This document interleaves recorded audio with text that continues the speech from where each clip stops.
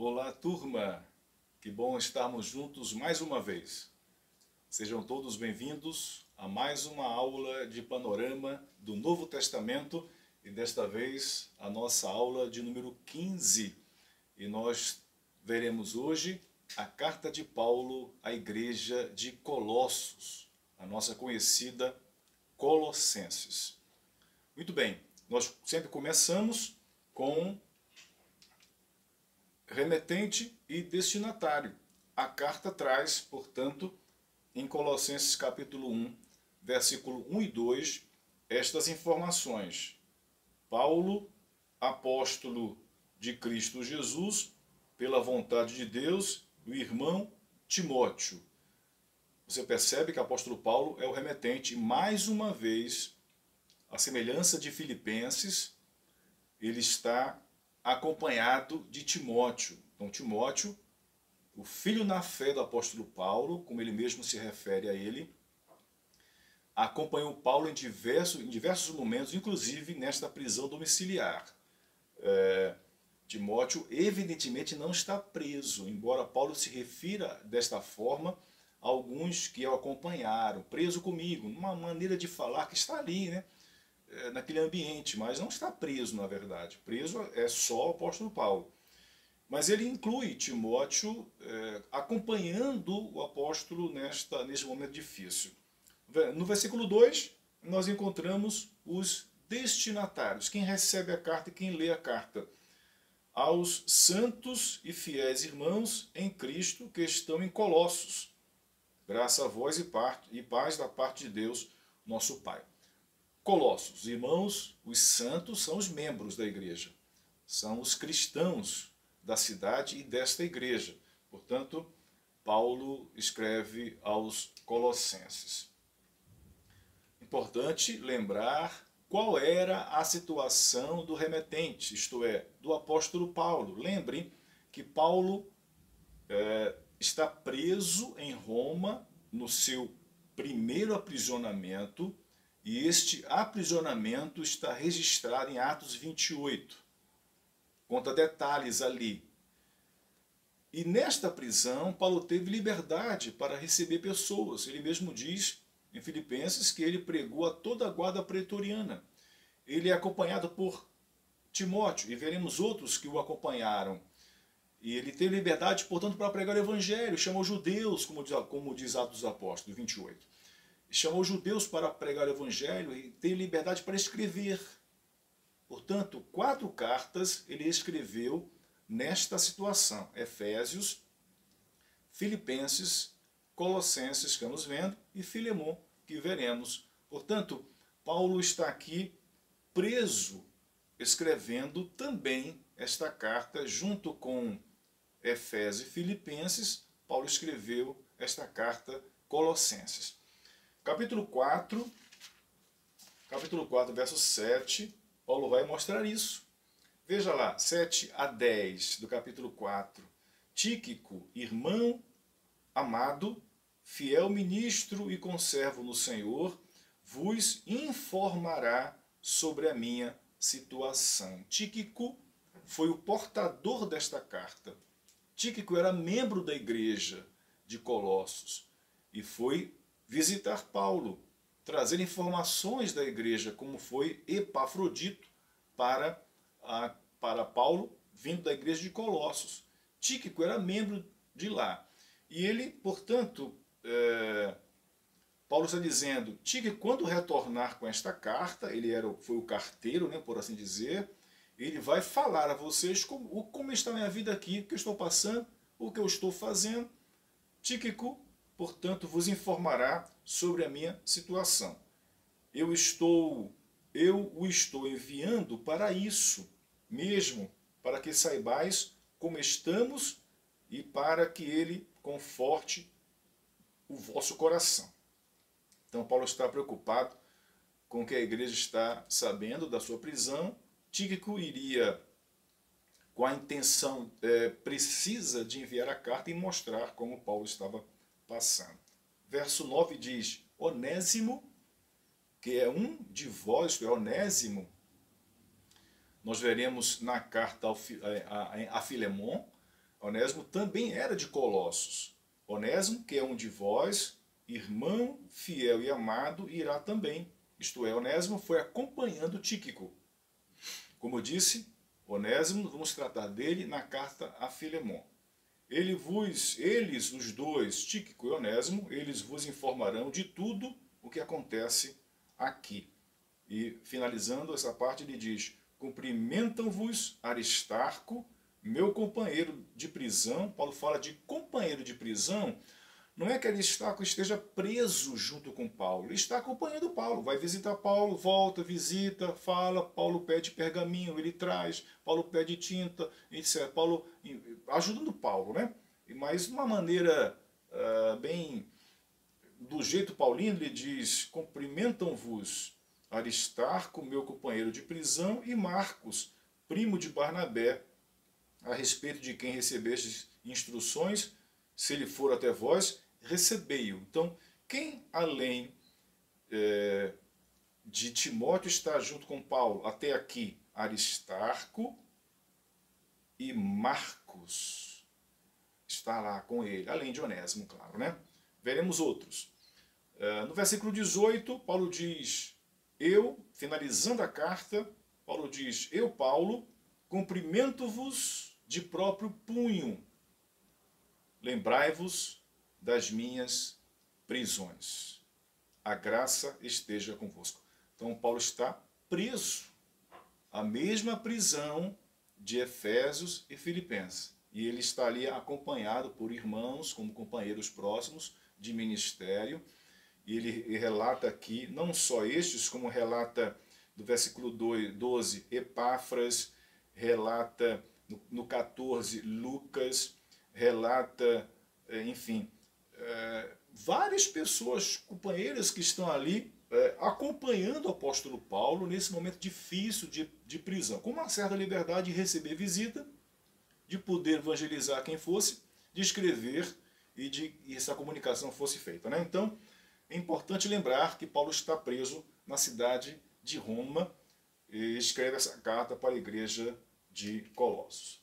Onde é que fica Colossos? Fica na Ásia Menor. Isso aqui é um recorte da Ásia Menor, não está toda a Ásia Menor aqui. É apenas um recorte. Isto aqui é a área da Ásia, capital Éfeso.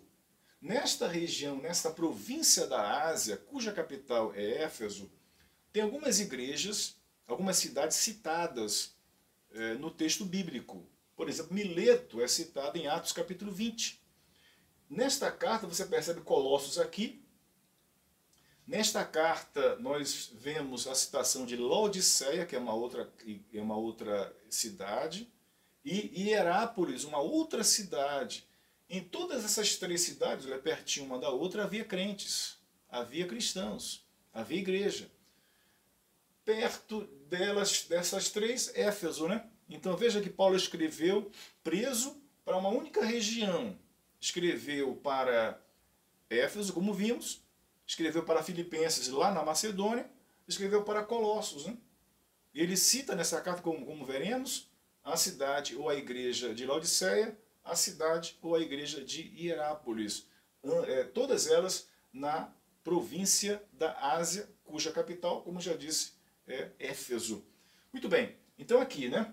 Inclusive essas cidades são citadas em Apocalipse. Igreja, uma carta à igreja de Laodiceia. Está aqui, é mesmo Laodiceia, né? Muito bem. Nós vamos ver sobre a fundação da igreja. Você lembra que até aqui nas cartas nós vamos até o livro de Atos para registrar, para selecionar a parte do texto de Atos que é a fundação da igreja. É tipo um relato histórico.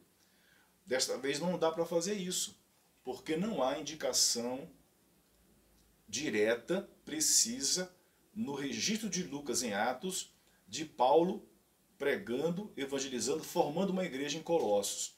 Por quê? Paulo não fundou a igreja de Colossos. Paulo não fundou, ele escreveu para a igreja, conhecia algumas demandas da igreja, algumas necessidades da igreja, alguns problemas da igreja, mas ele não fundou. Como é que nós sabemos disso? Pela própria epístola. pelo próprio apóstolo Paulo.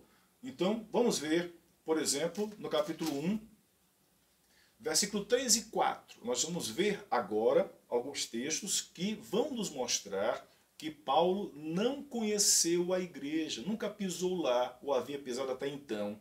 Ele não fundara a igreja. Vamos ver isso com calma, para a gente perceber que Paulo escreve cartas para igrejas que ele fundou e escreve cartas para igrejas que ele não fundou. Por exemplo, Paulo escreveu a igreja de Roma. Paulo não fundou a igreja de Roma. Paulo escreve para Colossos, mas ele diz mesmo aqui que não fundou a igreja de Colossos. Ele cita até Laodiceia e Hierapolis, que é bem provável que ele também não tenha fundado. Quem fundou? Vamos ver com calma. Primeiramente, vamos ver o que Paulo diz, que nos mostra que ele não fundou a igreja de Colossos. Capítulo 1, verso 3 e 4 diz assim: damos graças a Deus, Pai de nosso Senhor Jesus Cristo, orando sempre por vós. Paulo ora pelos cristãos de Colossos, dando graças a Deus. Versículo 4. Desde que ouvimos falar da vossa fé em Cristo Jesus e do amor que tendes por todos os santos. Paulo ouviu falar da fé dos irmãos colossenses. Ele não participou da construção dessa fé, por assim dizer, da igreja. Ele dá graças a Deus desde quando ouviu falar da fé dos colossenses em Cristo Jesus e do amor que eles tinham por todos os santos. Veja no capítulo 2, no verso 1. Capítulo 2, verso 1. Pois quero que saibais como é grande a luta que enfrento por vós, pelos que estão em Laodiceia. Vamos mostrar aqui o mapa. Perdão, aqui o mapa. Pelos que estão em Laodiceia, olha só, não temos essa carta. Mas ele cita os irmãos em Laodiceia. Eu vou repetir. Colossenses 2:1. Quero, pois, que saibais como é grande a luta que enfrento por vós, isto é, pelos colossenses, por Colossos, pelos de Laodiceia e pelos que ainda não me viram em pessoa. Vou repetir. Paulo diz: eu quero que vocês saibam como eu enfrento lutas pelos cristãos.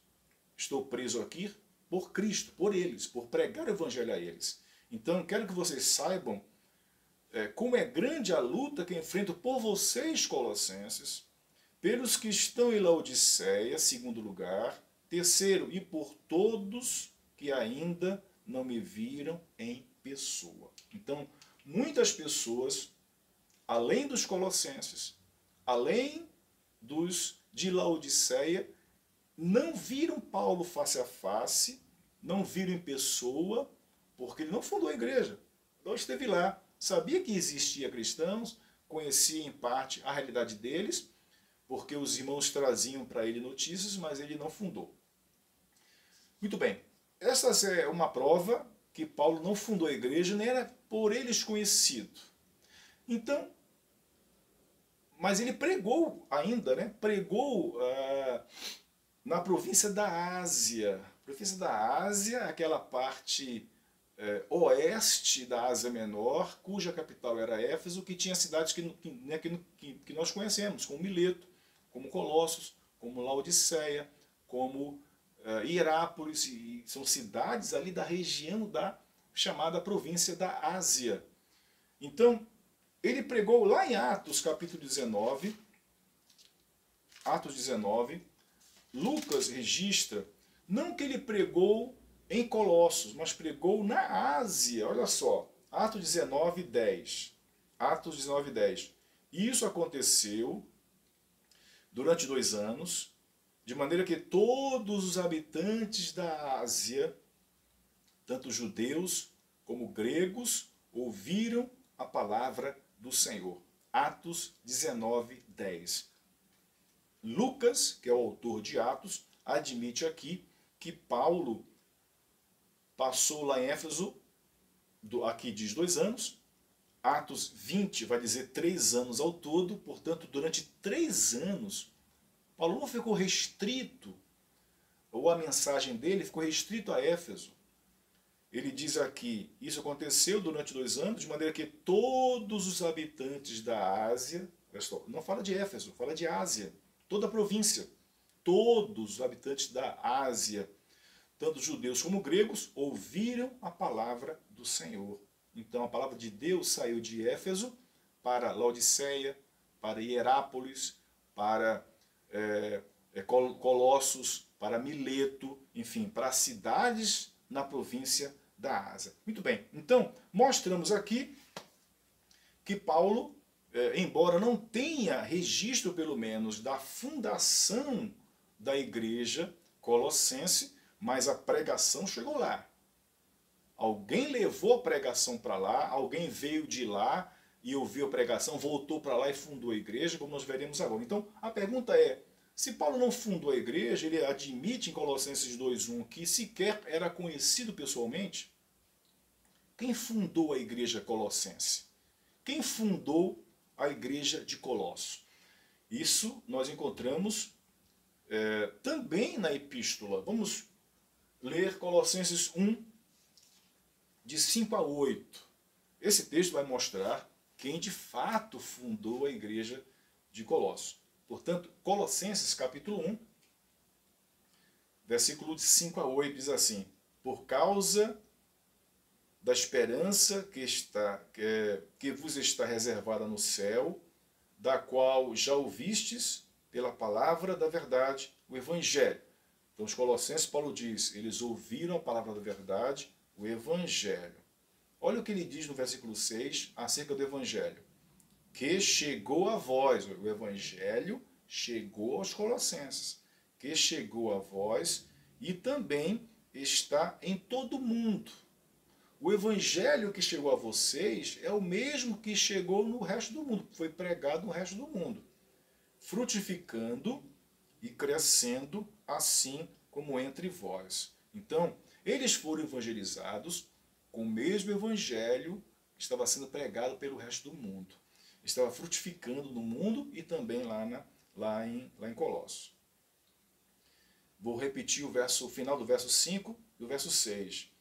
Já ouvistes pela palavra da verdade o Evangelho. A palavra da verdade é o mesmo que o Evangelho. Esse Evangelho chegou a vós e também está em todo o mundo, frutificando e crescendo, assim como entre vós, desde o dia em que ouvistes e conhecestes a graça de Deus na verdade. Então, o Evangelho está frutificando entre os colossenses desde o dia que eles ouviram a verdade. É fato. O Evangelho é uma semente. Recebe no coração e vai frutificando. Desde o dia, claro, que eles ouviram. Quem pregou este Evangelho? Quem ensinou o Evangelho? O versículo 7 vai dizer: como aprendestes com Epáfras. Isto é, eles aprenderam o Evangelho, a palavra da verdade, não foi com Paulo, foi com Epáfras. Como aprendestes com Epáfras, nosso amado conservo, fiel ministro de Cristo em nosso favor. Ele também nos contou do amor que tendes no Espírito. E que nós vimos aqui que o Evangelho chegou em Colossos, frutificou, e que eles aprenderam essa palavra da verdade, o Evangelho, a partir da pregação de Epáfras, que é conhecido do apóstolo. Ele chama de nosso amado conservo, fiel ministro de Cristo em nosso favor. Ele também nos contou do amor que tendes no Espírito. Epáfras, portanto, saiu de Colossos, foi visitar Paulo na prisão em Roma e contou sobre a igreja. E Paulo se alegrou em poder reconhecer que a igreja era o que era a partir do ministério de Epáfras. Muito bem, vamos ler. Portanto, a gente já sabe que Paulo não fundou a igreja exclusivamente, não há registro pelo menos de Colossos, mas em Atos 19 e 10, Lucas relata que ele pregou em toda a província da Ásia, cuja província tinha a igreja de Colossos, portanto chegou lá de alguma forma o evangelho. Paulo admite aqui que foi levado, ensinado por Epáfras, que também trouxe notícia da igreja. junto ali de Roma, e nós vamos ver que provavelmente Epáfras também seja fundador de outras igrejas além de Colossos.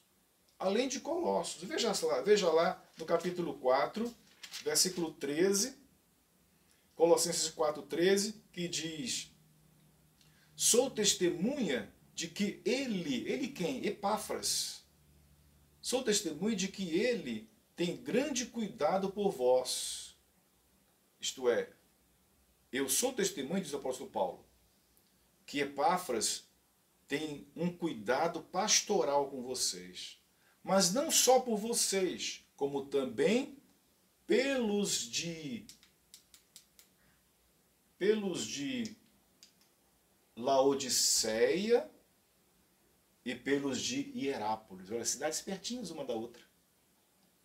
Colossos, Laodiceia e Hierápolis. Cidades próximas uma das outras, questão de 40, 50 quilômetros. E Paulo admite aqui que ele é testemunha do cuidado pastoral de Epáfras, não só por Colossos, mas pelos cristãos de Laodiceia e pelos de Hierápolis. É bem provável, portanto, que Epáfras tenha fundado, discipulado cristãos, além de Colossos, também na cidade de Hierápolis e de Laodiceia. Muito bem. Qual o propósito de Paulo escrever esta carta à igreja de Colossos? Ele está preso, recebe a visita de Epáfras, que era, por assim dizer, o pastor da igreja, né? Fundou a igreja, discipulou a igreja, não só ela, como de outras cidades, como já citado, Hierápolis e Laodiceia, e visitou Paulo. E, claro, trouxe notícias de Paulo, e notícias ruins da igreja. E Paulo, portanto, se motiva a escrever para combater essa heresia que os eruditos chamam de heresia colossense. Uma heresia de dentro da igreja. Uma heresia que não se vê em outras igrejas citadas no Novo Testamento. Em Colossos estava acontecendo isso. O que era esta heresia colossense? Era um movimento sincretista. O que é um movimento sincretista? Uma reunião de diversas crenças formando uma única. Ou algo misturado, né, sincrético, isto é, pegava pouco de judaísmo, um pouco de mitologia grega, um pouco de filosofia grega. Colocava todo num caldeirão, mexia, saía uma sopa.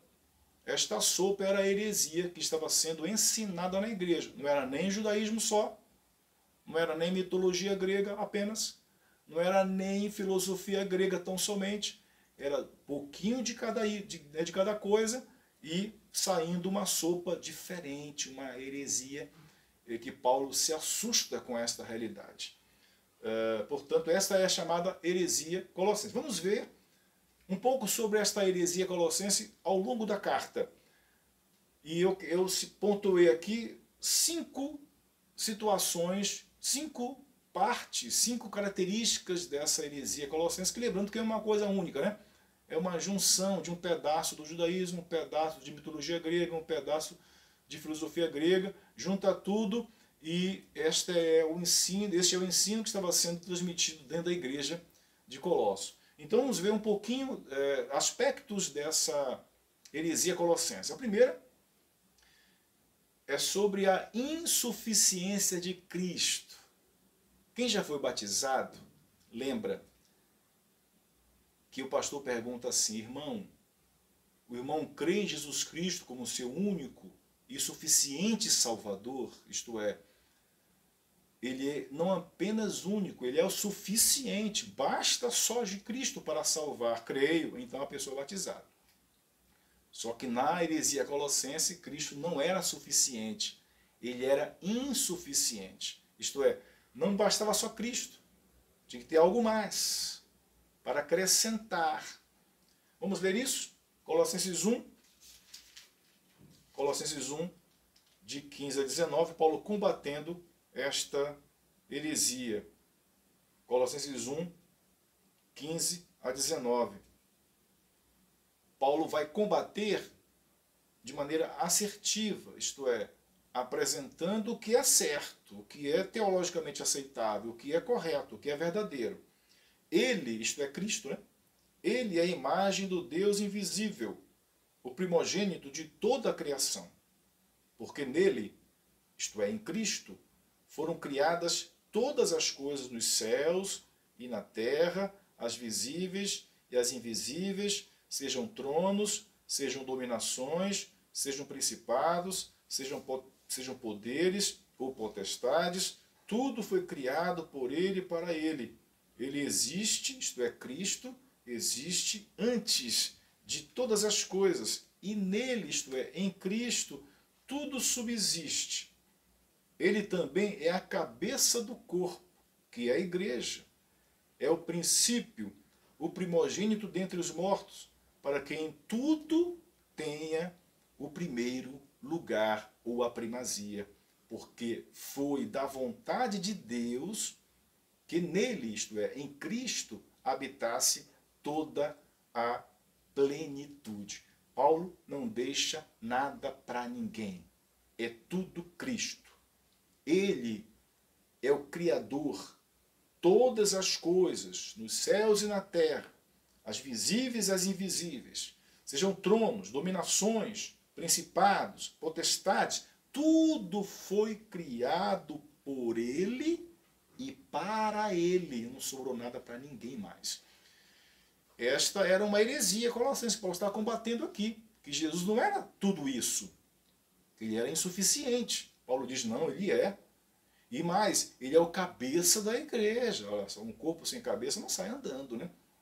Portanto, ele é comandado pela cabeça. A igreja tem um cabeça. Precisa de outro. Ele é o princípio, o primogênito dentre os mortos, para que em tudo tenha o primeiro lugar. Cristo deve ter em tudo, não é em muitas coisas, em tudo, o primeiro lugar. Portanto, Paulo combate aqui esta heresia. Só para terminar, versículo 22 do capítulo 1. Agora ele vos reconciliou. Ele quem? Cristo, né? Agora ele vos reconciliou no corpo da sua carne pela morte, a fim de vos apresentar santos, inculpáveis e irrepreensíveis diante dele. Isto é, a morte dele é suficiente. Na morte dele, ele reconciliou os pecadores com Deus. Portanto, Paulo combate aqui a heresia da insuficiência de Cristo, dizendo, não, ele é suficiente. Um outro aspecto, outra característica dessa heresia é a filosofia grega que Paulo combate dentro da igreja. Isto é, não basta só a cruz, o evangelho, tem que incluir elementos da filosofia grega, de coisas da sabedoria humana. E Paulo vai combater isso no capítulo 2, versículo 2 a 4, Paulo diz, para que o coração deles seja animado, estando vós unidos em amor e enriquecidos na plenitude do entendimento para o pleno conhecimento do mistério de Deus em Cristo, em quem estão ocultos todos os tesouros da sabedoria e da ciência. Digo isso para que ninguém vos engane com palavras capciosas. Isto é, em Cristo estão ocultos todos os tesouros da sabedoria e da ciência. Não precisamos de filosofia grega. Precisamos de Cristo, porque nele estão ocultos todos os tesouros da sabedoria e da ciência. Digo isto, o apóstolo Paulo diz, digo isto para que ninguém engane vocês com palavras capciosas, palavras enganosas, palavras filosóficas, né?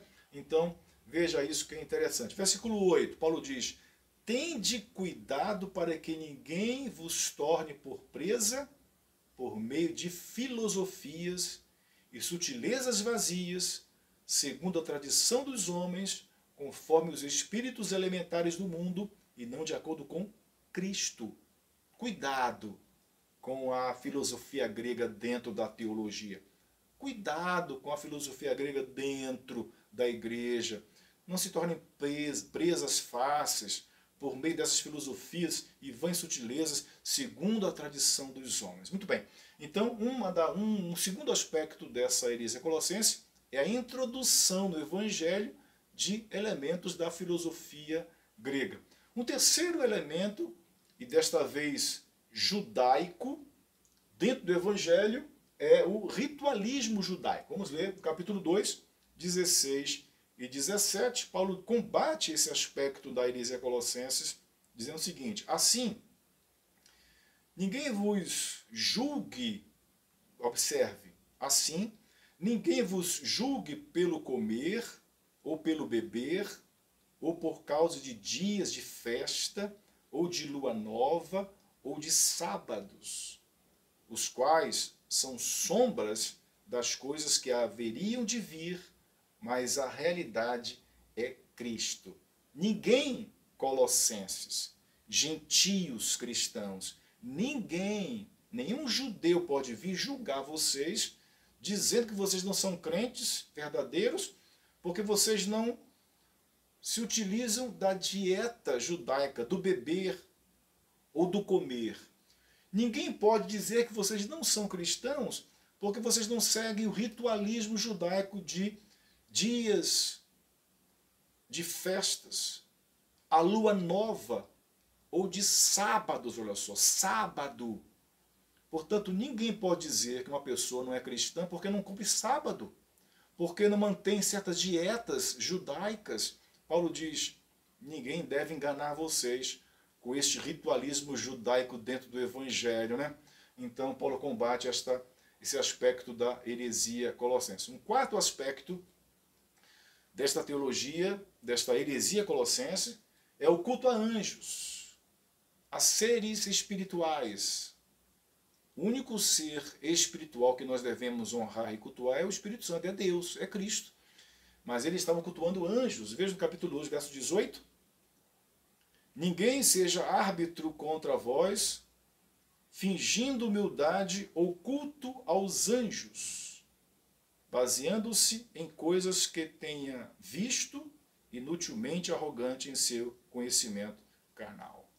Gente que vê anjo, vê coisa, e chegava a cultuar isto. Paulo combate, portanto, esta tendência espiritualista, esse culto aos anjos. E ele termina com outro aspecto da heresia colossense, que é o ascetismo. O que é o ascetismo?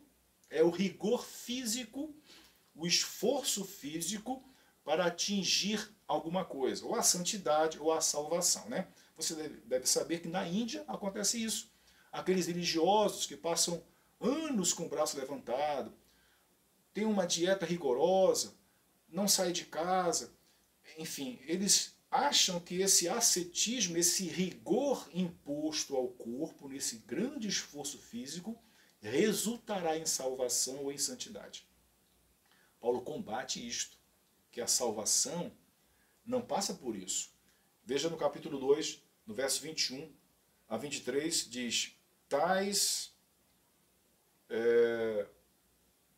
2, 21 a 23, né? Tais como não toques, não proves, não manuseies. Vamos ler a partir do 20? Visto que morrestes com Cristo para os espíritos elementares do mundo, por que, Paulo faz uma pergunta, por que vos sujeitais ainda a mandamentos como se vivesseis no mundo? Que mandamentos são esses?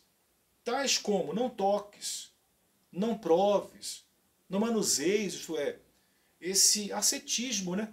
Não pode comer, não pode tocar, não pode manusear, não pode viver, isto é, este acesso a essas coisas, o asceta decide não ter acesso para que, a partir do esforço físico pessoal dele, ele adquira uma santidade maior, uma salvação para a sua alma. Ele vai continuar no verso 22. Todas estas coisas, que coisas são essas? Coisas que a gente toca, não toques, não proves, não manuseies, todas essas coisas desaparecerão com o uso.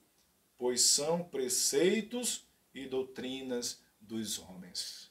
Não pode comer isso, não pode comer aquilo, não pode tomar café, etc. Não pode manusear aquilo, é pecado. Paulo diz, todo esforço na tentativa de salvação, esse rigor físico é um ascetismo, e Paulo combate isso, que não é assim que se alcança a salvação. Ele termina no versículo 23, na verdade, esses mandamentos têm aparência de sabedoria, em falsa devoção, falsa humildade e severidade para com o corpo, mas não têm valor algum no combate aos desejos da carne. Eu vou repetir, Paulo finaliza esse último aspecto da heresia colossense. Na verdade, esses mandamentos têm aparência de sabedoria, têm aparência de devoção, é uma falsa humildade e severidade para com o corpo, mas não tem valor algum no combate aos desejos da carne. 5 aspectos da heresia colossense que Paulo está combatendo aqui na carta à igreja de Colossos. A estrutura desta carta é muito simples, divido em apenas 2 partes. A primeira, teológica, que é o ensino em si, e a parte prática, que é um chamado de Paulo aos irmãos viverem de modo digno deste ensino que ele colocou na carta. Portanto, a primeira parte é a parte teológica. De que trata essa primeira parte? Da supremacia, é claro, e da suficiência de Cristo. Cristo é supremo e suficiente. Capítulo 1 e 2. Então, no capítulo 1 e no capítulo 2, é uma argumentação paulina acerca da supremacia e da suficiência de Cristo, como nós já vimos Paulo combatendo esta chamada heresia colossense. Na segunda parte, é a parte prática, a parte devocional, a parte de exortações, né, em que Paulo apresenta as implicações éticas da supremacia e da suficiência de Cristo. Se eu sei que Cristo é supremo, se eu aprendi no capítulo 1 e 2 que Cristo é suficiente, o que esse conhecimento deve resultar em uma vida ética? Portanto, Paulo fala no capítulo 3 e 4, 2 e 4, né? Aqui está 2, mas é 3 e 4. Capítulo 1 e 2, a parte teológica, e o capítulo 3 e 4, não 2 e 4, mas 3 e 4, é a parte prática. Paulo diz, olha, assim que você deve viver a partir do conhecimento, do entendimento, da compreensão da supremacia e da suficiência de Cristo. Então, capítulo 1 e 2, Paulo discute, argumenta acerca da supremacia e suficiência de Cristo. Capítulo 3 e 4, não 2 e 4, 3 e 4, Paulo fala da questão prática. Como o cristão deve viver a partir da obtenção desse conhecimento da supremacia e da suficiência de Cristo. E nós vamos terminar com as ênfases teológicas dessa carta, que é a parte que a gente tira a teologia, o ensino pesado do apóstolo Paulo, tirando aquelas partes mais pessoais, né, de contato com os irmãos da igreja, né, de recomendações de irmãos, como nós já vimos.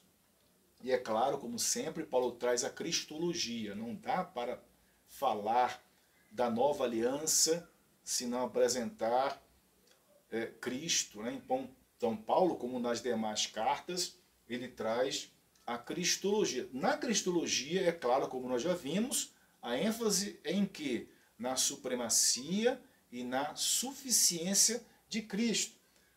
É importante ler textos que servem de exemplo só, né? Porque vimos que no capítulo 1 e 2, Paulo trata, nesses 2 capítulos, Paulo trata dessa temática da supremacia e da suficiência de Cristo. O exemplo, portanto, dessa ênfase teológica, a cristologia, capítulo 1, verso 15 a 20, Paulo diz assim: ele, como nós já lemos, é importante ler para consolidar.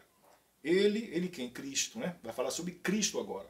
Ele é a imagem do Deus invisível, o primogênito de toda a criação, porque nele foram criadas todas as coisas, nos céus e na terra, as visíveis e as invisíveis, sejam tronos, sejam dominações, sejam principados, sejam poderes ou potestades, tudo foi criado por ele, para ele, ele existe antes de todas as coisas, e nele tudo subsiste, ele também é a cabeça do corpo, isto é, ele é tudo no universo e na igreja. Ele também é a cabeça do corpo, que é a igreja, é o princípio, o primogênito dentre os mortos, para quem tudo tenha o primeiro lugar ou a primazia. Porque foi da vontade de Deus que nele habitasse toda a plenitude. Ele termina dizendo, e havendo feito a paz pelo sangue da sua cruz, por meio dele, de Cristo, reconciliar-se consigo mesmo todas as coisas, tanto as que estão no céu, estão na terra, como as que estão no céu. Portanto, Cristo é supremo para o universo e para a igreja.